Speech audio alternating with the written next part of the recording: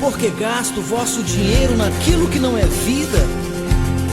Vinde a mim todos os que estáis cansados, sobrecarregado, oprimido, que eu vos aliviarei. A partir do verso 7, né?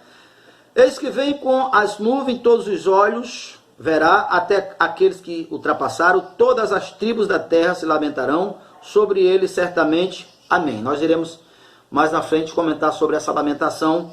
Daniel falou, lá ele próprio, Jesus falou, enquanto esteve com os discípulos, no capítulo 24 de Mateus, verso 30, e aqui também.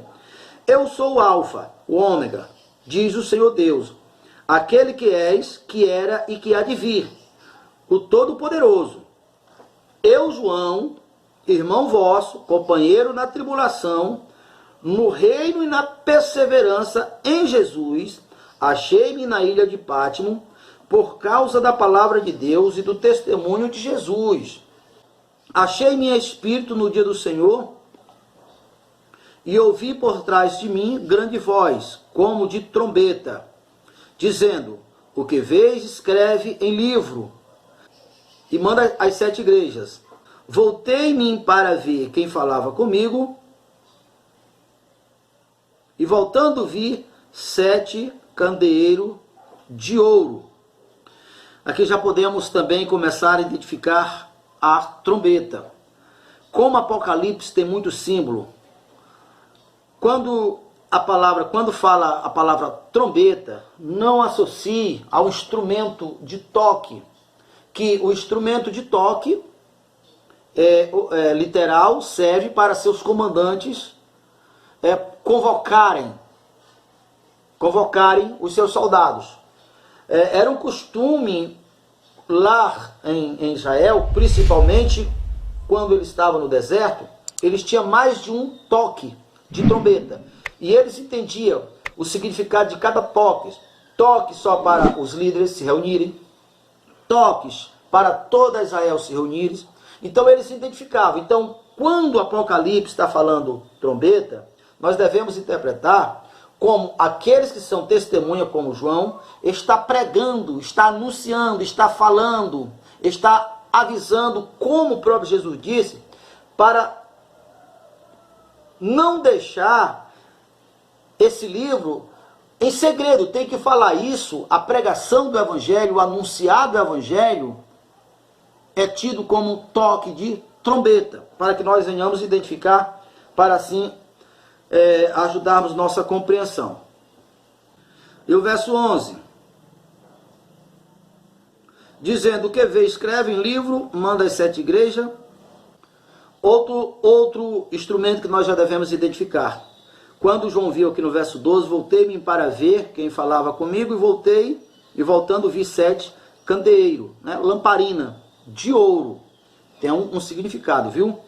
E no meio do candeeiro, um semelhante ao filho do homem. Assim como Daniel usou essa frase, né? Como um semelhante ao filho do homem. Com vestes talares, cingida à altura do peito, com uma cintura de ouro.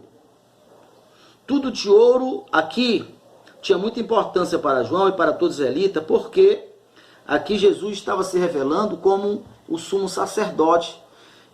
Essa maneira de se vestir, de se apresentar, era comum.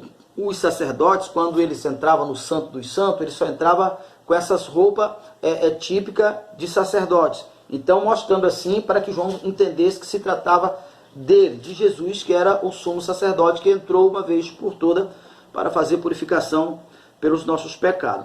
E a sua cabeça e cabelo era branca como a alva lã, ou seja, não tinha malícia, vamos entender assim, não tinha malícia, e também está mostrando um corpo glorificado. E os olhos como chama de fogo, os pés semelhante ao bronze polido, como o que é refinado numa fornalha, e a voz como a voz de muitas águas. Aqui tem muita revelação para nós.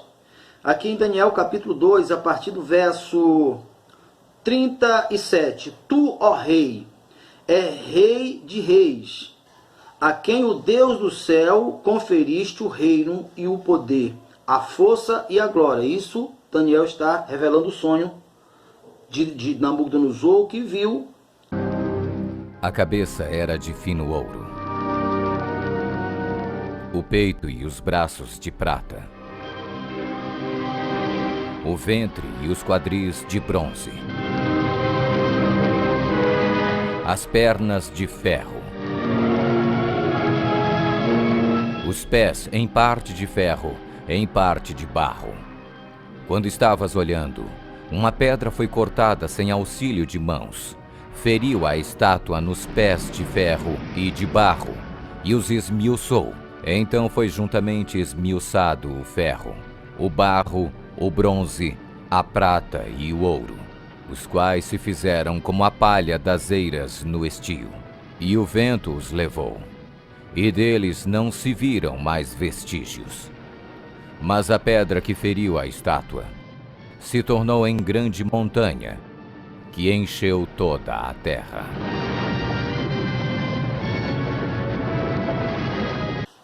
Quanto ao que viste dos pés e do artelho, em parte de barro e de oleiro, e em parte de ferro, será esse um reino dividido, contudo haverá nele, no reino, alguma coisa de firmeza que corresponde ao ferro. Pois o que viste, o ferro, misturado com barro de lodo, como os artelhos dos pés era em parte de ferro e em parte de barro, assim por uma parte o reino será forte, mas por outra parte será fraco. Quanto aos pés que viste de ferro, misturado com barro de lodo, misturar-se-ão mediante casamentos, mas não se ligarão um ao outro, assim como o ferro não se mistura com o barro.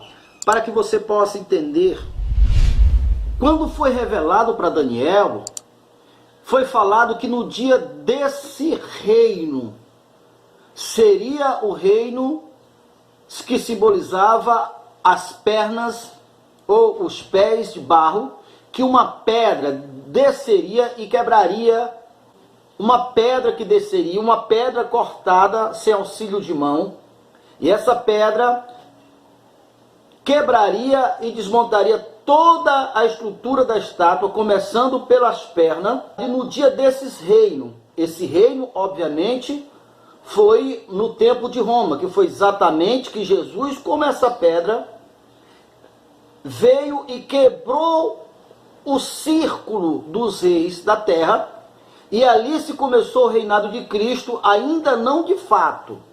Ali começou o reinado de Cristo por direito. E uma coisa que nós precisamos também entender é que a causa que a fragilidade daquele reino foi resultante de casamentos mal feitos ou aliança mal feita. Não é à toa que o rei Salomão, sendo ele um dos homens mais sábios, mas foi através de casamentos errados que tornou ele vulnerável e ele terminou no final da sua história se corrompendo. Ainda voltando a respeito da pedra.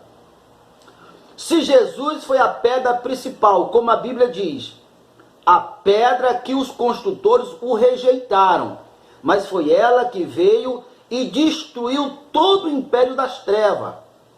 Então Pedro, no capítulo 2, a partir do verso 5, 1 Pedro, capítulo 2, a partir do verso 5, olha o que está escrito. Também vós mesmos sois como pedras vivas, sois edificados casas espirituais para serdes sacerdócio santo, a fim de oferecer sacrifício espiritual e agradável a Deus, por intermédio de Jesus Cristo. Pois isto está nas Escrituras. Pedro está usando essa passagem de Daniel. Então vamos pensar assim. Se o ministério de Jesus veio para quebrar o reino do mundo, o reino perverso, o reino dos ímpios, se nós somos da mesma espécie dele, não poderíamos ser diferentes.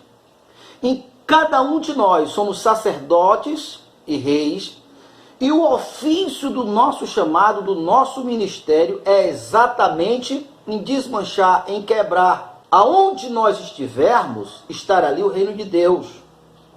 E aonde tem o reino de Deus, só tem porque dominou, venceu, destruiu o reino das trevas. Então nós também somos pedras, assim como Jesus foi a pedra principal. Mas nós somos a continuação. Então, para que nós possamos interpretar. Então, iremos continuar. A partir do verso 16.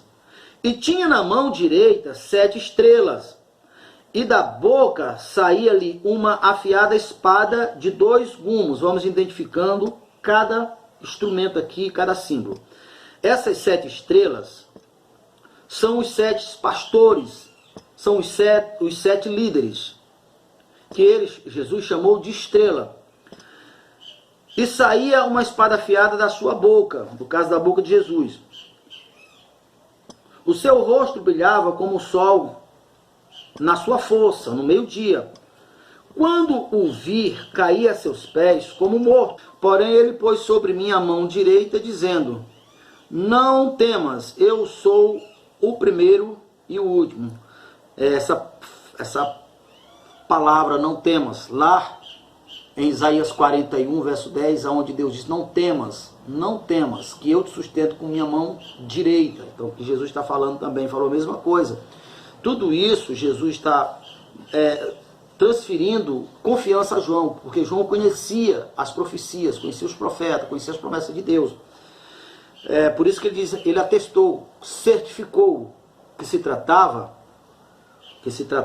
de Jesus. Porque Paulo já tinha falado que, ainda que fosse um anjo do céu, pregasse um outro evangelho além do que tem escrito, não deveria dar crédito. Mas aqui se tratava de Jesus. Aquele que vive, estive morto, mas eis que estou vivo, pelos séculos dos séculos, e tenho a chave da morte e do inferno. Escreve, pois, as coisas que viste, e as que são, e as que hão de acontecer depois destas coisas. Quanto ao mistério das 7 estrelas que viste na minha mão direita, e aos 7 candeeiros de ouro, e as 7 estrelas são os 7 anjos das 7 igrejas, e os 7 candeeiros são as 7 igrejas. Então, terminamos assim o primeiro capítulo de Apocalipse. Peço que você compartilhe com seus amigos e não tenha preguiça de estudar Apocalipse. Vamos desvendar tudo aquilo que Deus quer que nós entendamos, que está aqui em Apocalipse para os seus filhos. Vem a fonte da vida, vem compre sem dinheiro, leite, mel.